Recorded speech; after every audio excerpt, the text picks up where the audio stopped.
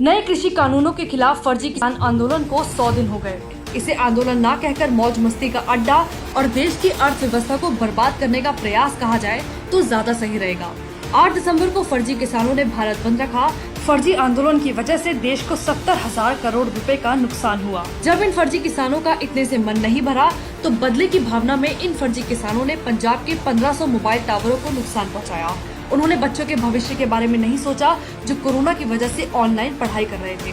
सच तो ये है कि ये कभी आंदोलन रहा ही नहीं, बल्कि मौज मस्ती का जरिया बना रहा।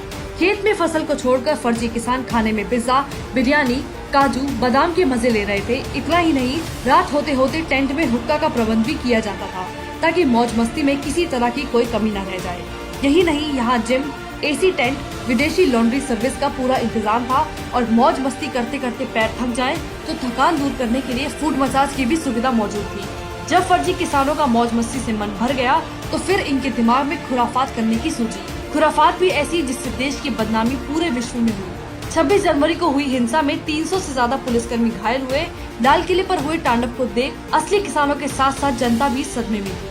लेकिन फिर भी मोदी सरकार संयम बरतते हुए बातचीत के जरिए समाधान निकालने की कोशिश करती रही। मगर फर्जी किसान नेता विपक्ष की बातों में आकर बस विरोध कर रहे थे।